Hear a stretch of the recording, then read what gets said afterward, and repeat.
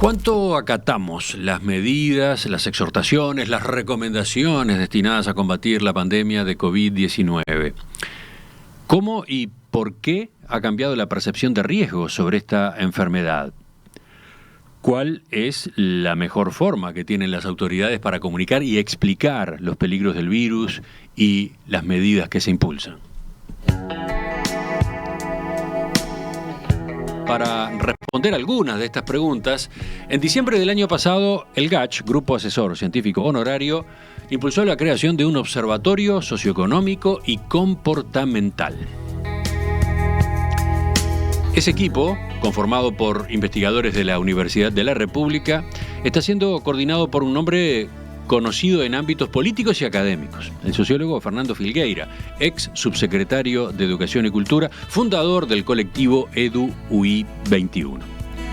Con él vamos a conversar en los próximos minutos sobre el trabajo que viene haciendo este observatorio. Sociólogo Fernando Filgueira, buen día, gracias por acompañarnos. Emiliano, es un gusto. Usted se desempeña como director en Uruguay del Fondo de Población de Naciones Unidas. Correcto. Además, desarrolla su actividad académica en Facultad de Ciencias Sociales de la Universidad de la República. Sin embargo, hay mucha gente que asocia su nombre casi exclusivamente con temas educativos. ¿Por qué?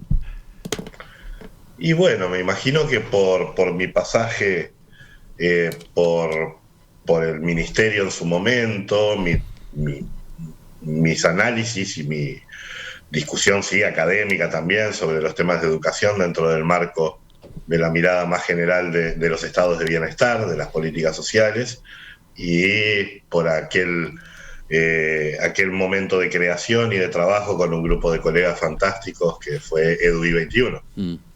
Pero ahora ya ha vuelto a lo que era su actividad tradicional, digamos. Nunca la dejé completamente, siempre intenté mantener esa pata académica, que es una mirada más general, ¿no? Es una mirada sobre, yo diría, una teoría social del desarrollo, un intento de aportar a una teoría social del desarrollo que lo que procura es integrar diferentes disciplinas. Yo te diría que los últimos 15 años, por lo menos de mi vida, el intento ha sido siempre el de avanzar desde la sociología, pero integrando otras disciplinas canónicas como la economía, la demografía, la ciencia política, para pensar primero en Uruguay, luego en América Latina y recientemente en algunos esfuerzos de pensar el mundo, los desafíos del desarrollo humano, digamos, de cómo nos movemos hacia allí y de cómo las diferentes esferas que componen las claves que por un lado nos generan riesgos, pero por el otro lado nos proporcionan aseguramientos, garantías y también inversiones en las personas, operan e interactúan, que son muchas, ¿no? Generalmente tendemos a pensar, cuando yo te pregunto, Emiliano, bueno, ¿qué esfera se te ocurre cuando pensás en asignación de recursos, en coordinación de actividades y todo? Uno piensa en el mercado y a veces también piensa en el Estado. Pero estas son dos esferas, pero hay más, muy, muy diferentes en sus principios, en sus lógicas de asignar recursos, ¿no? El mercado lo hace a través de la competencia y de la señalización de los precios. El Estado lo hace a través de mecanismos vinculantes basados en la capacidad coercitiva que tiene de extracción de rentas, de asignación de recursos y de regulación de las otras esferas, ¿verdad? Pero además hay por lo menos dos esferas más absolutamente claves para pensar cómo se mueve el mundo y cómo cambia, que son las familias. Las familias son un ámbito fundamental de asignación de recursos, son un ámbito fundamental de coordinación de actividades, y la propia comunidad o la sociedad civil.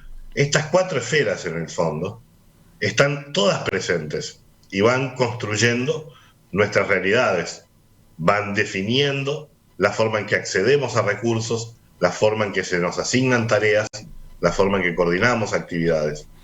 Y ese ha sido, te diría, mi desvelo en el último tiempo, intentar generar y desarrollar investigaciones empíricas por un lado y conceptualizaciones por el otro, que permitan avanzar en teorías integradas que combinen estas cuatro esferas y su funcionamiento.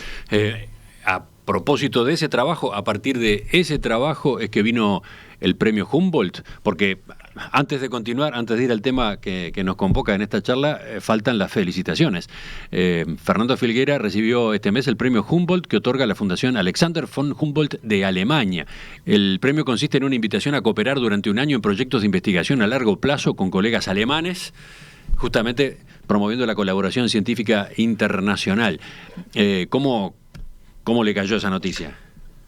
Y bueno, es siempre un mimo al ego, y además de eso, obviamente, constituye una oportunidad, no solo personal, que lo es, para fortalecer nexos y vínculos entre lo que es la comunidad alemana y europea de investigación y nuestra comunidad acá en Uruguay, porque esos premios que son individuales, en verdad, reconocen también trayectorias colectivas, los equipos de trabajo que con la Universidad de la República yo he tenido, que van desde la actual decana hoy de la Facultad de Ciencias Sociales, Carmen Midaglia, hasta el grupo de jóvenes investigadores hoy que me enseñan y con los que aprendo, como son Nicolás Schmidt, Fabricio Carneiro, Jimena Pandolfi, pero es siempre injusto, ¿no? Estoy nombrando un extremo que es mis colegas de la juventud y este otro extremo de mis colegas ya de la madurez, entrando a un poco más de la madurez, pero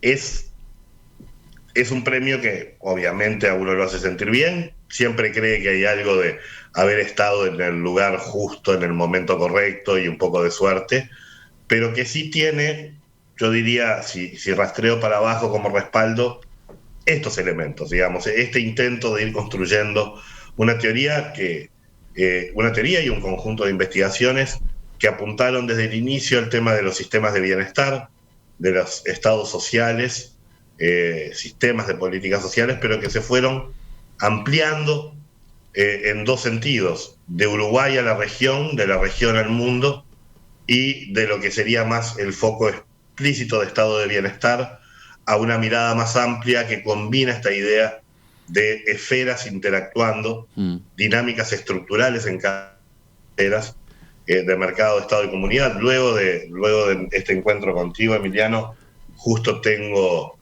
un Zoom, estamos en esta vida de Zooms secuenciales, que es con Marc Fleurby, Gianluca Grimaldi y Rubén Lobolo, colegas de aquella época en que viajábamos, que fuimos construyendo, que en verdad es una propuesta ante el G20 que estamos realizando para avanzar en lo que sería una modalidad de impuesto global, un sistema... un sistema de impuesto global. A ver, ¿cómo es? Sí, digamos, en definitiva lo que nos planteamos aquí es que de la misma manera que la construcción del Estado-Nación, ¿verdad? Cuando pensamos en la construcción del Estado-Nación, el Estado-Nación moderno, en su mejor versión, fue la construcción de tres formas de ciudadanía.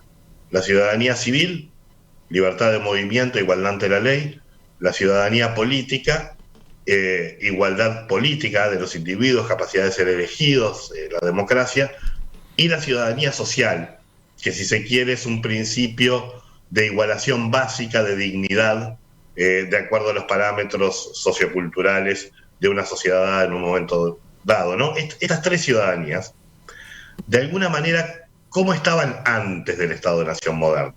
No existían de tal manera, pero existía alguna forma de pertenencia civil, política y social en las pequeñas localidades, en las pequeñas comunidades, en la manor house inglesa, ¿no? En los espacios de aldeas. Existían esas formas premodernas y se destruyeron a través de la penetración de los mercados, que generaron una interconexión mucho más amplia y sistemas mucho más eficientes de producción, de intercambio. Pero destruyeron esas formas, si se quiere, primigenias de la pertenencia civil, política y social. Y lo que sucedió, Marshall lo plantea, un autor clásico de las ciencias sociales, dice: lo que sucedió es que para domesticar esa ampliación territorial aparecieron estas tres formas funcionales diferenciadas de la ciudadanía: la civil, la política y la social. Bueno, ¿qué es lo que nos está pasando hoy? cuando pensamos en la globalización. Es que lo mismo que le pasó a la Manor House, le está pasando hoy al Estado-Nación. El Estado-Nación solo ya no puede sostener estas tres formas de ciudadanía. Tenemos que ir a formatos de ciudadanía civil, política y social globales, globales, que implica una cierta renuncia de la soberanía nacional anclada en el Estado-Nación y la construcción de un formato lo más democrático posible de formas definitorias de la ciudadanía global. Y obviamente la ciudadanía civil global implica la libertad de movimiento.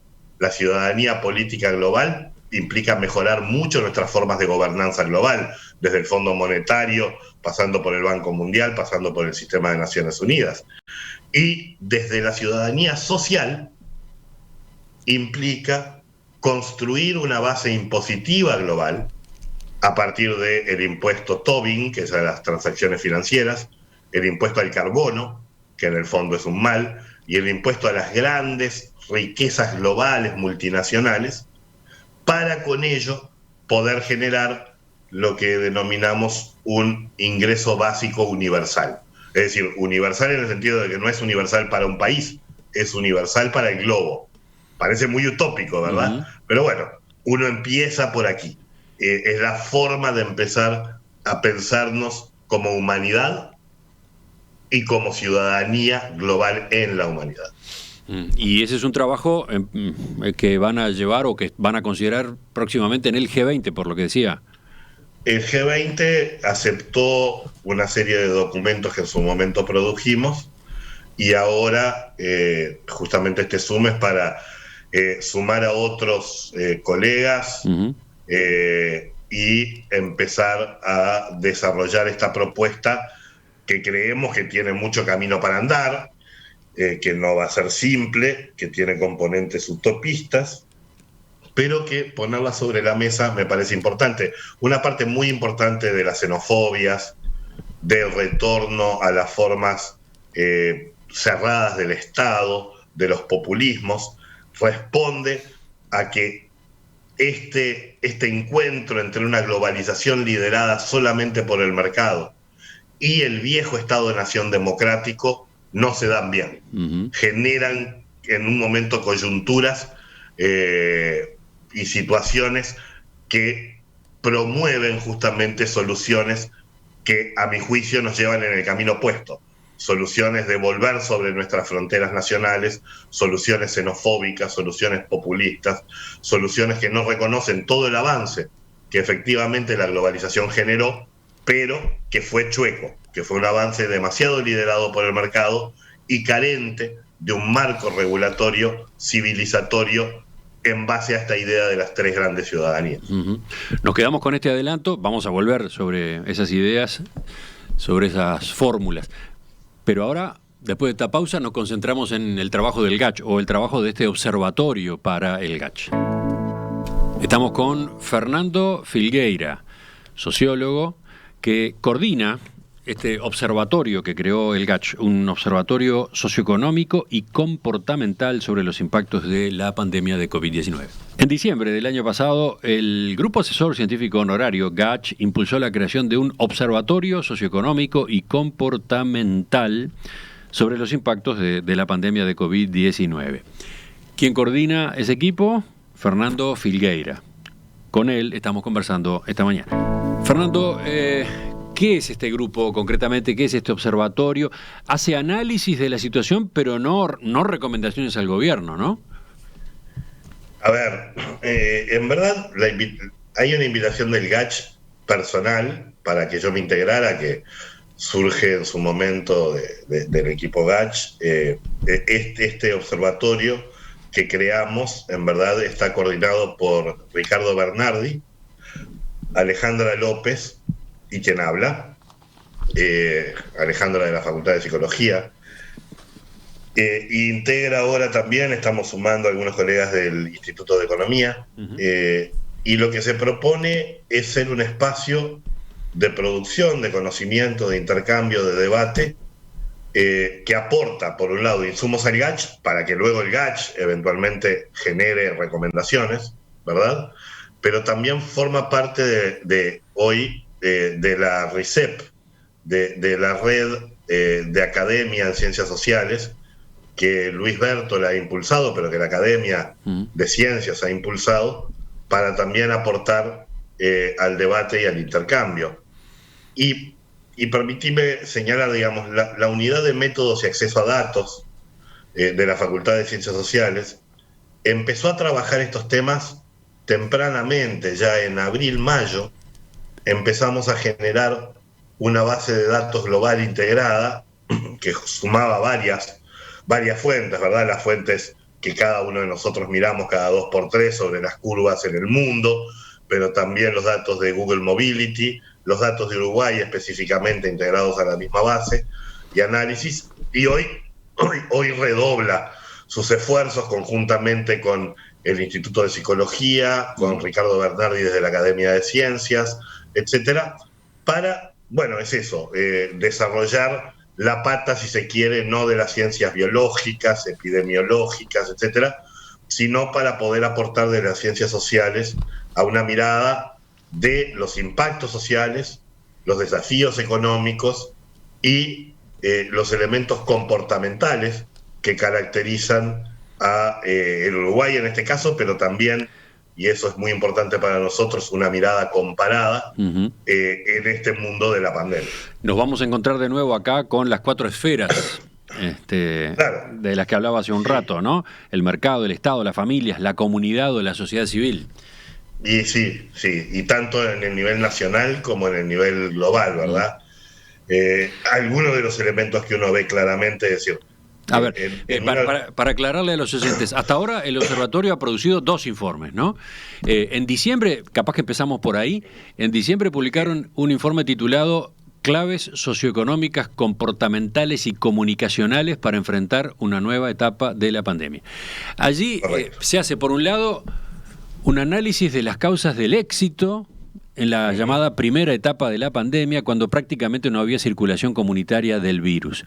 Y entre ellas, entre las causas de ese éxito, se destaca la percepción de riesgo, el stock de resiliencia social presente en el país, la claridad del mensaje y la adecuación de la estrategia comunicacional, la confianza institucional y la cohesión social. ¿Podemos desmenuzar esto? ¿Podemos explicar qué implican esos conceptos? Y sí, a ver, el primer momento de la pandemia en Uruguay, todos lo vivimos, fue hace prácticamente un año, ¿no? Y allí la sociedad uruguaya respondió de una manera que permitió básicamente disminuir, primero contener y luego disminuir la evolución de la pandemia a una situación de circulación no comunitaria. Es decir, vivimos como pocos países en la región y en el mundo la posibilidad de una dinámica de interacción mucho más parecida a lo normal que cualquier otro país del mundo, que casi cualquier otro país del mundo, y lo hicimos en parte por ese éxito inicial que tuvimos. ¿Cuáles son los componentes que caracterizan ese éxito? Hay un primer componente que tiene que ver con percepción de riesgo, y si uno se fuera a algunos elementos un poco menos lindos, incluso miedo. Una característica no menor es que la pandemia llega al Uruguay y nuestro espejo de la pandemia, además de la información global que tenemos, son algunas comunidades que están muy cerca nuestro, España e Italia.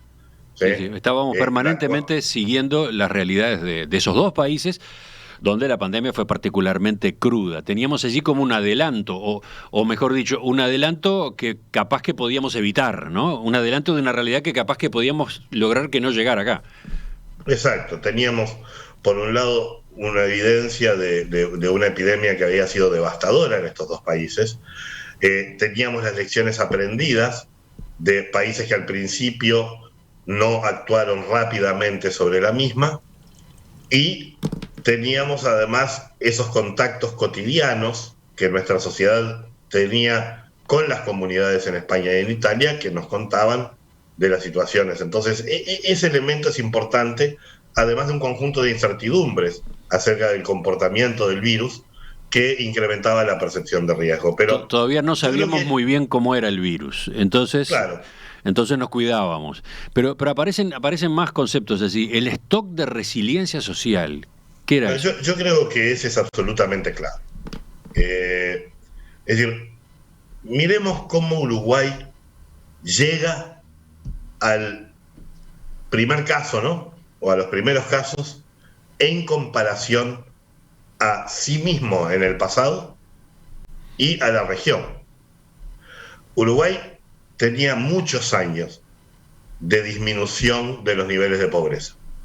Hoy salgamos de los latiguillos y los debates políticos, miremos la evidencia, digamos. La evidencia nos muestra que Uruguay, luego de salir de una crisis muy dura, que fue la crisis del 2002, había logrado ir disminuyendo a partir del 2003-2004 la pobreza en forma sistemática hasta llegar a guarismos que eran bastante pequeños en una comparación mundial y regional. Es verdad, la tendencia de los últimos años no había sido tan buena, pero en términos generales, si nosotros nos imagináramos el país, si hubiera tenido que enfrentar esta pandemia en el 2007, supongamos, o en el 2008, o en el 2019, como 2020, como nos tocó inicios del 2020, la realidad era completamente diferente. Estábamos hablando de casi 30 y largos, 40% de pobreza contra menos del 11, 12, 10 o 9, dependiendo de cómo la midiéramos, ¿no? Eso, si miramos eso constituye un stock, es decir, no es solo un flujo, es un stock que la sociedad tiene en donde la población vulnerable es menor en cantidad y en profundidad en términos de sus necesidades, pero también teníamos un avance de muchos años de formalización de la población trabajadora. Habíamos aumentado casi en 12, 13 puntos porcentuales la formalización. Habíamos disminuido las necesidades básicas insatisfechas de un 12 al 4% prácticamente. Imagínate, Emiliano, lo que implica una exhortación a quedarte en casa, ¿no? Cuando esos hogares en el 12, 13 o 14% tienen necesidades básicas insatisfechas. Es muy diferente que cuando un 4, un 5 o un 6% lo tienen. Estos son elementos, si se quiere, de stock social. Los sectores tradicionalmente que llamamos no pobres pero vulnerables habían podido sacar la cabeza de abajo del agua, respiraban, tenían una cierta capacidad de ahorro, más allá de reconozcamos que las tendencias de los últimos 2 o 3 años en el país no habían sido buenas.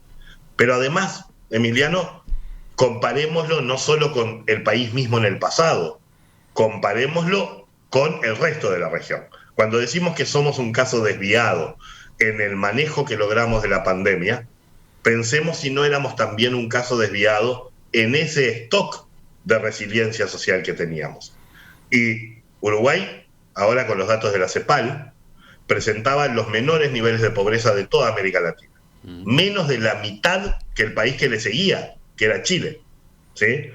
Uruguay presentaba el nivel más alto de cobertura de la seguridad social y era uno de los únicos 4 países, y despegado dentro de esos 4 países, con acceso al seguro de desempleo. Pensemos que el seguro de desempleo es un sistema de focalización perfecto. ¿Por qué? Porque opera allí donde la persona pierde un ingreso. No hay mejor sistema de protección ante shocks agudos y masivos sobre el mercado laboral que un sistema de seguro de desempleo amplio. Y pensemos además que teníamos otro stock de resiliencia, ya no meramente social en el sentido de estas condiciones, sino de estos otros elementos que vos señalabas: la mayor confianza en la democracia de la región, la mayor confianza en las instituciones políticas de la región, en la transparencia. Todos estos elementos que obviamente con una campaña electoral a cuestas habían sido discutidos para un lado, para el otro, etcétera, pero que cuando lo miramos desde la evidencia en términos comparados, estaban presentes. Entonces, un gobierno que hizo buen uso de ese stock, que entendió que además tenía también algunas herramientas claves que se habían construido en el tiempo, como el sistema de seguro de desempleo, un sistema de salud integrado, un sistema de asignaciones familiares y de tarjetas alimentarias que llegaban a esa población que no estaba integrada en el ámbito formal y que utilizó esas herramientas junto con una exhortación y por el otro lado, obviamente, con el cierre de un conjunto de actividades no esenciales, permitió que básicamente lleváramos un proceso de pandemia que en muchos países en poco tiempo se transformó en exponencial, en una administración con una muy buena estrategia de testeo y trazabilidad que nos permitió hasta octubre funcionar básicamente sin circulación comunitaria. Ustedes hablan también de claridad del mensaje. Y sí, el mensaje fue claro en transmitir, en primer lugar, la evidencia científica que teníamos hasta ese momento, la exhortación y el pedido en qué tipos de comportamientos no farmacológicos nos iban a permitir la contención. Acordate, Emiliano, que en muchos países la discusión de la mascarilla sí, la mascarilla no, era parte de un debate extremadamente politizado. En Uruguay no lo fue. Sí, en avanzamos Uruguay, bastante rápido a la convicción de que la mascarilla era necesaria, era imprescindible. Claro, pensemos que tenemos un sistema, si se quiere, de tipo termodinámico. Esto Gonzalo Tancredi, me acuerdo que lo planteaba, otro científico uruguayo de renombre, lo plantea, si imaginamos que tenemos un sistema termodinámico en donde las partículas tienen calor cuando están contagiadas y se mueven, esas partículas van generando más calor, el sistema se calienta, además tenemos una frontera seca por donde pueden entrar nuevas partículas. Bueno, ante ese sistema, la forma más eficaz, pero la menos eficiente, es no dejar que se muevan las partículas. Es decir, la cuarentena obligatoria, y eso. Pero esa es la forma eficaz, pero menos eficiente.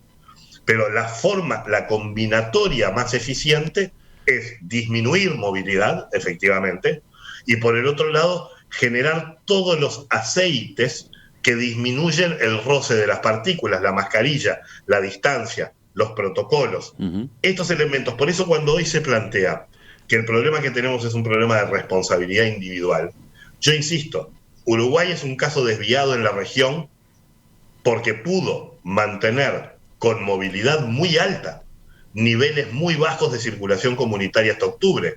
La derivación de ello es que en verdad también somos un caso desviado en términos de responsabilidad individual. Es decir, la sociedad en su conjunto, los individuos que la componen, funcionaron y operaron a partir de las exhortaciones y de los planteos del gobierno y de la confianza en la ciencia, otra característica del Uruguay, secular, confiado en la ciencia, sin ideas religiosas y mágicas que niegan la pandemia. Bueno, logró ser un caso desviado en ese comportamiento, en parte porque fue un caso desviado también en la capacidad de la sociedad de ordenarse, de respetar protocolos. Por supuesto que siempre hay casos que no se dan, pero que en el agregado, en el promedio, la única forma en que podemos concluir por qué Uruguay logró hasta octubre eso es por esta combinación de múltiples factores y por una sociedad que se comportó esencialmente en forma bastante adecuada. ¿Y qué pasó después? ¿Qué pasó después? El informe analiza la fase más reciente de la pandemia, la de circulación comunitaria extendida, esa que se desató a fines del año pasado. Recordemos, el informe es de diciembre, ¿no? Y ustedes concluyen allí que las condiciones que estuvieron presentes en el primer momento de la epidemia y que favorecieron una fuerte adhesión a las directivas y exhortaciones del gobierno no están presentes ahora en una serie de dimensiones clave, como lo son la percepción de riesgo y el stock de resiliencia social. ¿A qué se refieren concretamente? Y bueno, lo que nos sucede es que efectivamente la percepción de riesgo bajó. Bajó porque tuvimos éxito. Digamos, en esto...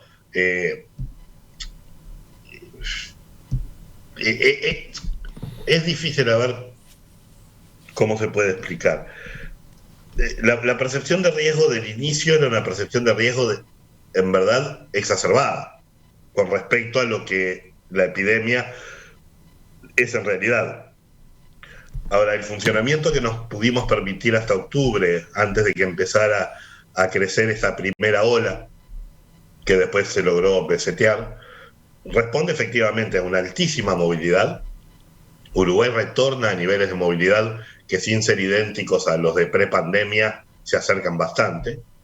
Y allí hay un comportamiento de manada que va viendo que eso no produce, durante muchos meses, no produce una explosión ni de casos ni de muertes. Uh-huh. Entonces, los comportamientos de la población, efectivamente, digamos, no es, yo no argumentaría que es que se vuelven irresponsables, simplemente se flexibilizan.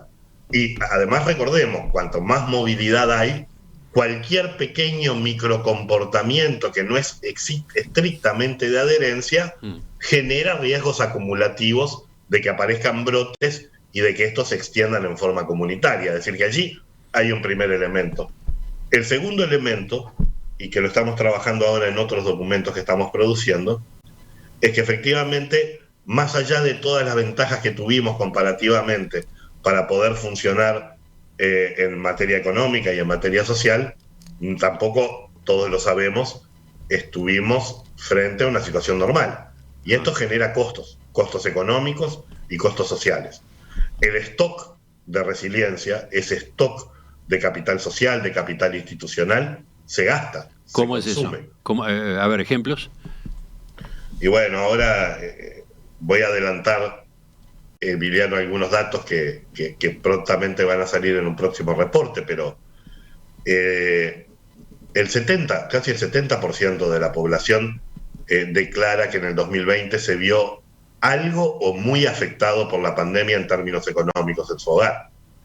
Eso es masivo, es un shock masivo, agudo en los meses sobre todo de marzo, abril y mayo, ¿verdad? Y implica apelar al stock que uno tiene, pero ahora pensémoslo en términos más coloquiales, ¿no? Digamos, los hogares ajustaron su consumo. Ahora, ¿hasta cuándo pueden ajustar su consumo los hogares? Los hogares utilizaron ahorros para poder cubrir cosas que no estaban pudiendo cubrir por el flujo de ingresos normal. Un porcentaje no menor, casi un 20% de los hogares, vendió pertenencias para generar liquidez para poder afrontar estas necesidades. Un conjunto de hogares tuvo que apelar al capital social, capital que es parte del stock, a los parientes, a los amigos, a los vecinos, para enfrentar esto.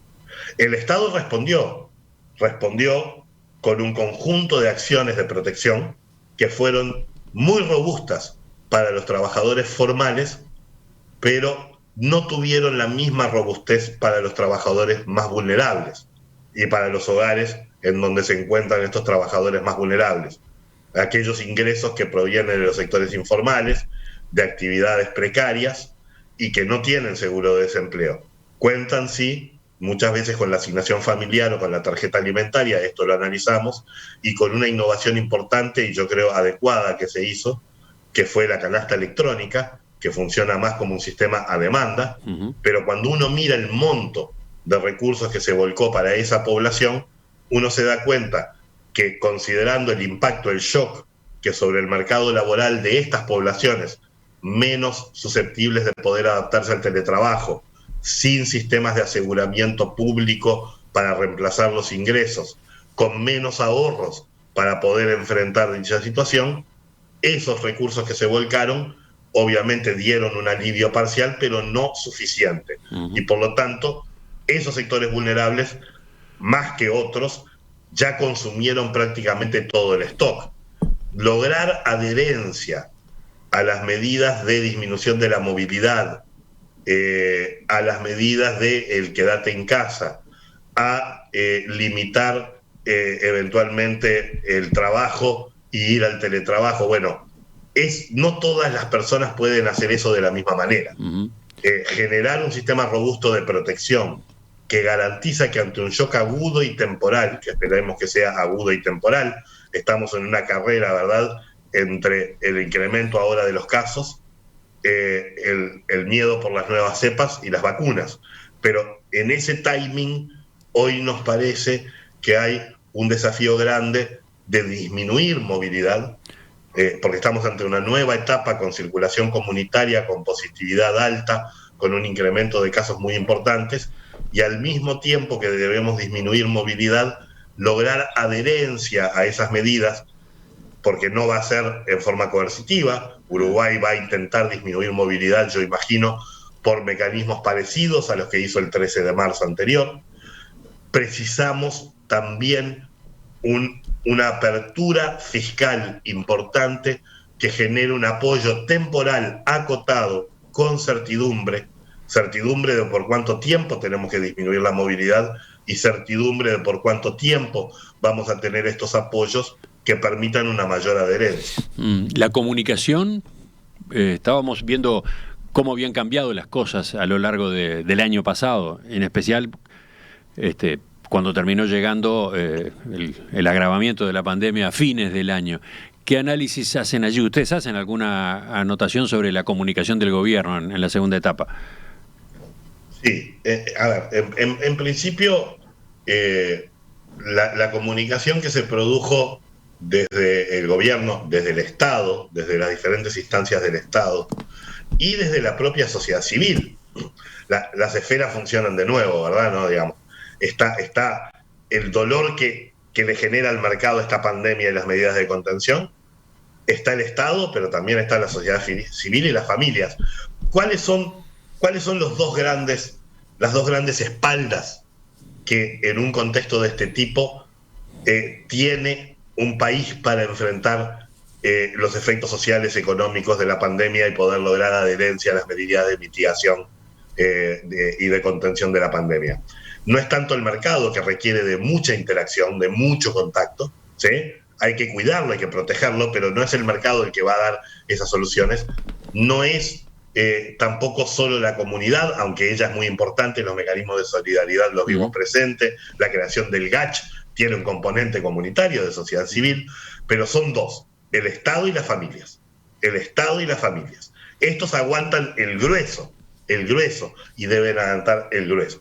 La comunicación que se generó desde el Estado, desde la sociedad civil, hacia las familias y hacia los agentes del mercado, yo creo que fue la adecuada durante buena parte del periodo y tal vez requirió algunas presencias mayores y alguna transmisión de lo que nos estaba sucediendo más intensiva a partir de octubre, que es cuando se nos quiebra la curva, cuando empieza el momento de inflexión. Pero en definitiva, y digámoslo esto claro, Emiliano, ¿no? Los gringos le llaman Monday morning quarterbacking, que quiere decir cuando uno con el diario del lunes dice qué es lo que tenía que hacer el quarterback en el fútbol americano el domingo. Es muy difícil, ¿no? Los niveles de incertidumbre eran muy altos. Yo creo que la articulación de un comité científico asesorando al gobierno siempre fue algo muy positivo, algo que intentó proteger ese capital institucional de confianza que la sociedad tiene en sus autoridades, pero por supuesto, a partir de octubre, noviembre, logramos una meseta por efectos estacionales del verano y por algunas medidas en diciembre, pero ahora estamos retornando a un modelo prácticamente exponencial de incremento de casos, en donde la estrategia comunicacional es absolutamente clave. La reciente conferencia de prensa del gobierno, el comunicado de prensa del GACH, son piezas necesarias, yo creo que igual en los contenidos todavía insuficientes. ¿Para qué, Emiliano? Para no perder todo lo que logramos en el 2020. Es decir, en pocos meses, la evidencia comparada, que es el segundo documento, nos muestra... Vamos a ver el segundo documento enseguida. Así, creo que ya la concepción que ustedes tienen, el análisis, ha ido quedando bien delineado, incluso llegando hasta el momento actual. Pero puede ser bueno que después de la pausa lo complementemos con el otro documento, por lo menos con alguna de sus principales pinceladas. Ingresamos en la tercera y última parte de esta entrevista esta mañana con el doctor Fernando Filgueira, sociólogo, uno de los coordinadores de este Observatorio Socioeconómico y Comportamental creado a instancias del GACH, Grupo Asesor Científico Honorario. Decíamos, Fernando, que el observatorio publicó ya hasta ahora 2 documentos. Recién las referencias eran al primero. Vayamos, aunque sea brevemente al final, al segundo. El título es, se publicó en febrero, ahora en febrero, fines de febrero. Una mirada comparada a la evolución de la pandemia, la movilidad y las medidas no farmacológicas de contención. El trabajo se basó en el análisis de la experiencia comparada en países similares a Uruguay, por cantidad de población y por haber presentado pautas similares de comportamiento hacia el último trimestre de 2020.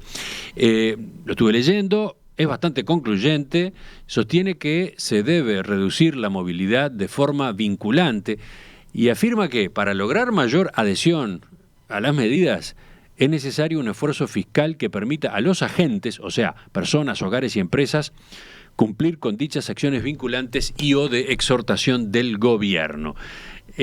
¿No hay otra solución? Se puede decir que este es un enfoque que prioriza solo la salud y que excluye la economía. No, bueno, justamente cuando planteamos la necesidad de medidas fiscales de apoyo es porque cree que justamente las esferas están interrelacionadas, no es posible lograr adherencia. A ver, salgamos de la lógica de confinamiento obligatorio coercitivo porque eso no se está proponiendo nunca. Uh-huh. ¿Sí? Estamos pensando justamente en el cierre de algunas actividades y estamos pensando en mecanismos de exhortación combinados para una disminución de la movilidad. Pero el cierre de algunas actividades implica problemas económicos, ¿no? Exacto, y por eso se requiere como contrapartida una inversión. Yo no le llamaría gasto, le llamaría una inversión, uh-huh, que en este caso sí está en manos del Estado para sostener en parte la capacidad de pequeñas y microempresas de sostenerse en el tránsito de estos 2-3 meses que vamos a tener por delante, y sobre todo de los hogares más vulnerables, no solo porque es una medida social y económica necesaria, uh-huh, sino también porque constituye un factor clave para la adherencia a esa disminución de la movilidad. Uh-huh. Por lo tanto, no nos olvidamos de la economía de lo social. Las disrupciones, Emiliano, siempre que uno impacta sobre la movilidad, va a generar disrupciones muy importantes, sí, ¿verdad? Dentro de esas disrupciones hay algunas que no tienen compensación posible. Por ejemplo, si cerramos la educación, no hay mucha compensación posible. Es muy difícil que un chiquilín que perdió un año luego recupere en forma plena las líneas de aprendizaje. Si suprimimos la presencialidad en los diagnósticos médicos, y nos salteamos 7 diagnósticos de cáncer de útero, es muy difícil la compensación. Es decir, estos bienes, o si suprimiéramos la seguridad presencial de la policía en la calle, también es muy difícil luego compensarlo. Estos bienes públicos, o bienes de mérito, si se quiere, que generan externalidades claves para la población, no es fácil solucionarlo, y por eso nosotros creemos que esas cosas tienen que permanecer abiertas y presenciales, uh-huh, tanto cuanto sea posible. La pérdida de ingresos por la actividad económica que fue frenada o limitada, esa sí tiene compensación. Uh-huh. Hay mecanismos de compensación para eso. Bien. Transferencias monetarias, apoyos, exoneraciones fiscales, etcétera. Entonces, nos parece y que eso es un motor que demanda movilidad, ¿verdad? Entonces nos parece que allí sí se puede dar un paso que es un poco más, hablando de las perillas, de apretar esa perilla, abriendo la perilla fiscal. Implica así un balance complejo. Sí, y ese es un terreno en el que claramente el gobierno se mueve con extrema cautela, ¿no? Ahí está buena parte del debate en este momento. Yo decía, el informe tiene que ver con la movilidad, el informe es comparado.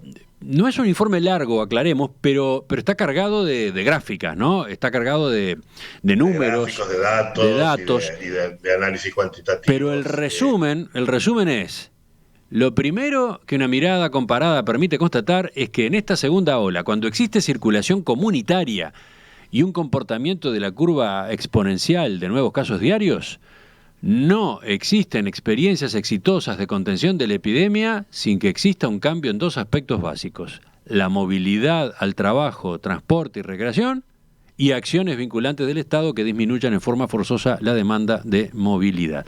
O sea, ustedes hacen el trabajo de revisar lo que ha ocurrido en el planeta en estos meses, sí, en este año. Sí, en un conjunto de casos comparados, y la conclusión no es Y de nuevo, no es si esto nos iba a pasar, es cuándo nos iba a pasar. Ajá. Y creo Esto que está Uruguay pasando ahora nos iba a pasar. era inevitable. Sí. Era inevitable. Y Uruguay, te diría, es el que logra postergar más tiempo que esto le pase. Es decir, que eso es un mérito enorme que del Estado, del gobierno, de la sociedad. Pero es muy complejo con estos niveles de movilidad sostener con las medidas farmacológicas blandas, es decir, tapabocas, distanciamiento, etcétera, una curva aplanada. Es muy difícil cuando estamos con circulación comunitaria y con una frontera seca que además alimenta, ¿verdad?, con cepas eventualmente nuevas. Es extremadamente complejo y yo creo que, de nuevo, es muy fácil decir, ¿qué habría que hacer? Más bien, yo me posiciono hoy en ¿qué podemos hacer ahora? ¿Qué podemos hacer ahora? ¿Qué podemos? ¿Y qué podemos hacer? Y bueno, ya quedó insinuado, pero siendo más concretos.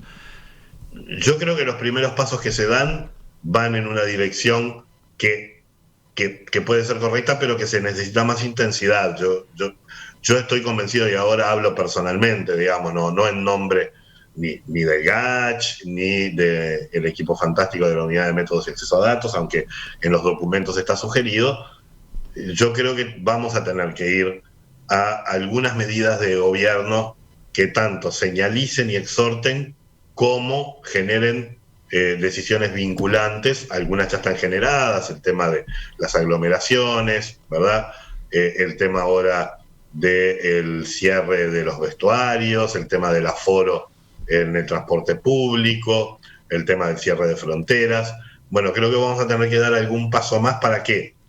Para lograr en estos 2 meses contener, evitar una fase exponencial más aguda que la que estamos viviendo, que implicaría obviamente, pérdida en vidas, pero además disrupciones muy grandes también en la economía, y también en la educación, y también en la salud, porque cuando surgen estos brotes comunitarios en múltiples lugares, uno tiene que cerrar actividades igual. Entonces la pregunta es si ahora mantenemos una lógica, si se quiere, descentralizada, en donde la dinámica del propio mercado y de la pandemia se van combinando para generar los brotes y su expansión, o si decidimos algunas acciones vinculantes por tiempo acotado. Tenemos la gran ventaja de que ya no tenemos que hacer como en marzo antes, que sabíamos cuándo empezábamos, pero no sabíamos cuándo terminábamos. ¿Por qué tiempo acotado? ¿Porque está la vacunación en curso? Por eso, y porque además sabemos que tiene efectos. Es decir, los otros países que hicieron disminuciones de la movilidad a través de acciones vinculantes por un periodo de tiempo de 2, 3, 4 semanas, lograron mesetas en muchos casos, y en otros casos disminuir la circulación y la cantidad de casos. No inmediatamente, porque esto tiene inercia. Las primeras 2 semanas posiblemente los motores que tenemos hoy y que nos muestra la evidencia comparada de la expansión que se está dando del virus es obviamente la movilidad del trabajo y lo que implica también el compartir el transporte y los espacios públicos de movilidad del trabajo, lo que tiene que ver con todos los espacios de esparcimiento cerrados, lo que tiene que ver con las dinámicas intrafamiliares. Esto no se corta de un día para el otro, aun cuando el Estado tome decisiones. Esto tiene una inercia, pero genera. El verano nos demostró que con un diferente tipo de movilidad, y a la vez una disminución de la movilidad y un leve aumento de la percepción de riesgo, logramos no solo contener lo que venía siendo un crecimiento cuasi exponencial, sino, además de generar la meseta, disminuir un poco los casos. Pero para esta etapa, en donde ya no estamos con el aporte que nos da el componente estacional, natural, precisamos, yo creo, dar algunos pasos adicionales. Yo quiero, antes de que terminemos esto, porque tengo que ir al otro Zoom que te comentaba. De un Zoom al otro. No, y nosotros tenemos que ir a la tertulia. Pero la pregunta final era, hemos estado conversando sobre 2 documentos, los vamos a publicar, dentro de un rato estarán disponibles en nuestro sitio web para quienes quieran consultarlos en detalle. Efectivamente. Viene otro trabajo, viene otro informe ahora en estas horas, en estos días. Recordemos que hay una página, en la página de la Facultad de Ciencias Sociales, en la página de la Unidad de Métodos y Acceso a Datos, si uno pone UMAD COVID, Sí. Hay un sitio que se llama COVID que tiene estos documentos ya colgados y que tiene además los datos que venimos trabajando desde abril en términos comparados, con gráficas de movilidad, con gráficas de casos de muertes, de positividad, con documentos internacionales que discuten e investigan estos elementos. Es decir, de la misma manera que las ciencias duras se pusieron a tiro de un blanco móvil que se nos movía para todos lados, las ciencias sociales hicieron también lo propio, digamos. Intentamos generar un modelo en tiempo real de carga de datos y de análisis. Esta evidencia va a estar, y permitime, para cerrar, señalar dos cosas, digamos.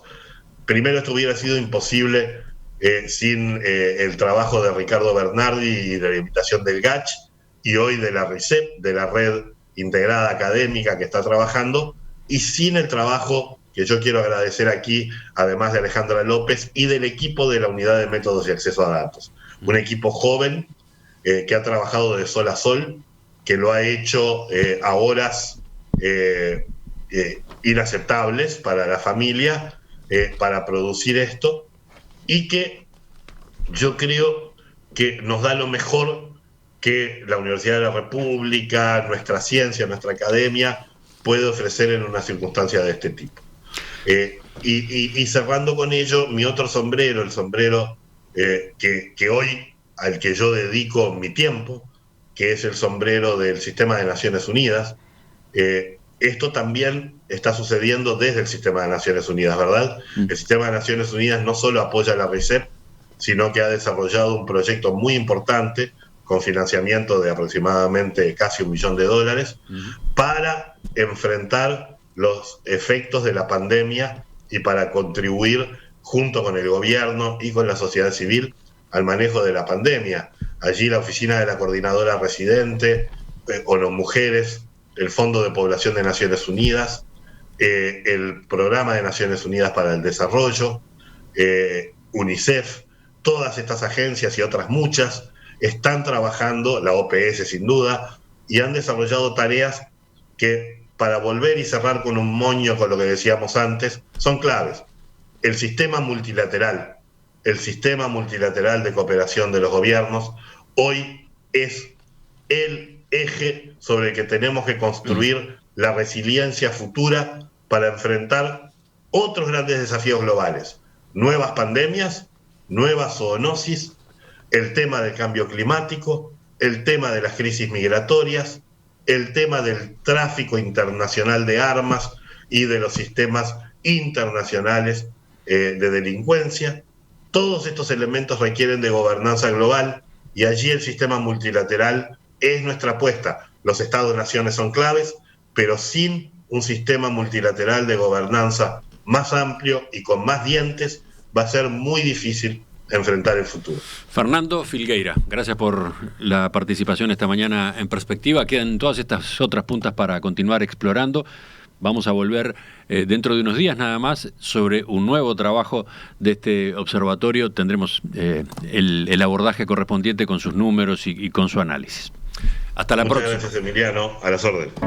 Ya enseguida abrimos la tertulia de este viernes.